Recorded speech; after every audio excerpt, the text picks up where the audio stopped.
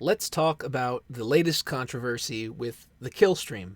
Some of you here already know the Killstream because I've hosted them here when their streaming has been disabled, but for those who don't, in the simplest terms, the Killstream is a free speech variety show. They talk politics, current events, drama, and they get all kinds of guests on to discuss different topics and allow call-ins from their viewers. Their audience has grown significantly in the past year, and with that growth, of course, comes attention from some unwanted places, mainly the mainstream media. Ethan Ralph was recently contacted by a journalist from the Wallstreet Journal who planned to write what was clearly going to be a hit piece about how alt-right personalities have utilized YouTube's super chat function and some of the super chats that were donated when the Killstream talked about the Pittsburgh shooting, with the email going on to cite some of the comments that she planned to mention. Ralph declined to comment as he said himself that he's learned from past experiences with the media and how they take things out of context. Ralph mentioned this on Twitter and how they would talk about it on the show that night, and the journalist had already put her account on lockdown. It's almost like she's trying to set up a narrative where she can complain about being harassed for daring to write this article.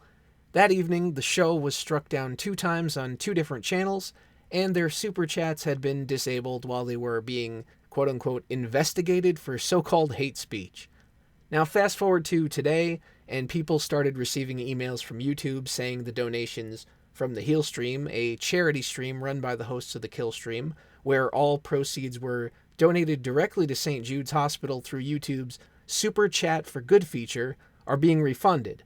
Many people, including myself, posted screenshots of the refund email. The Killstream racked up about $27,000 in donations that have now been rejected in what appears to be on an ideological basis. Here's something to point out. YouTube so far has only returned money from a charity stream, a stream where 100% of the proceeds would go to the charity. YouTube has not refunded super chats for other streams where they collect 30% of the donations for themselves. If YouTube had such high standards of being against so-called hate, why would they continue to keep money raised in this manner for themselves? There's a glaring hole in your fake virtue, you pricks. It's not clear who exactly is responsible for getting the money refunded. It's possible the Wall Street Journal put pressure on St. Jude, and as a result, St. Jude decided to avoid the potential bad press that would follow, though I really find this to be such a ridiculous line of thought, as it shouldn't be controversial to accept donations from a YouTube show. Donations to a hospital are not political. Regardless of whether it's the Wall Street Journal, Google, or Goblins, the standards being used here are absurd. Individuals from all types of backgrounds donate money to charity. Should every charity do background checks on everyone before accepting a donation because they might have unlikable opinions?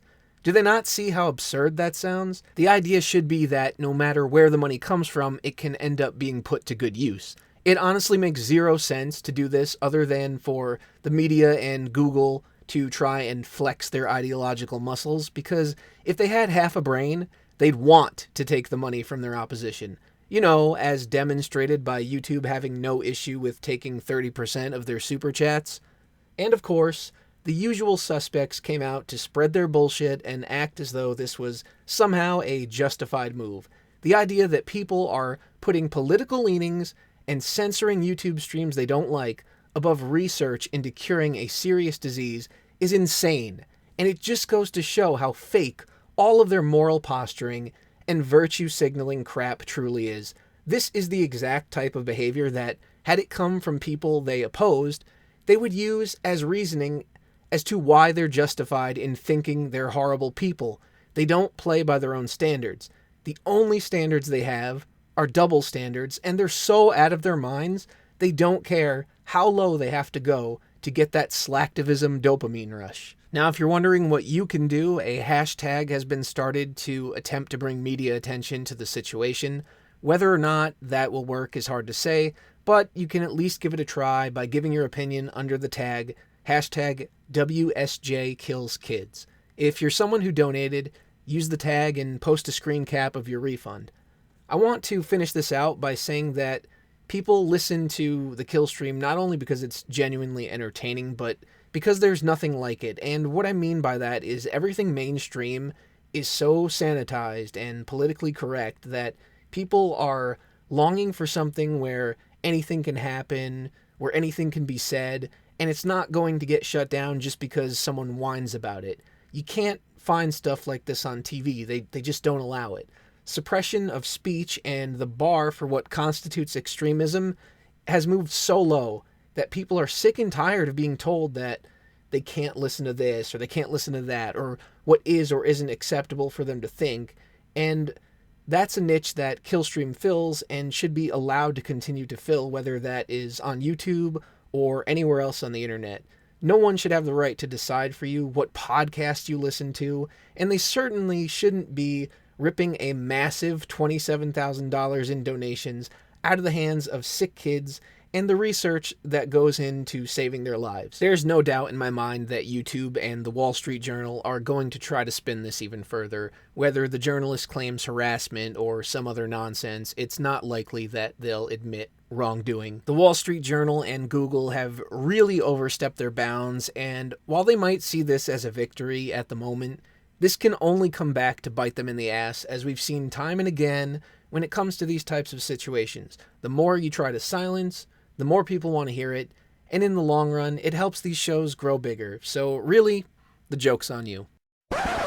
So that was supposed to be the end of the video, but I just saw on Twitter that all of the channels associated with the Killstream have been deleted from YouTube.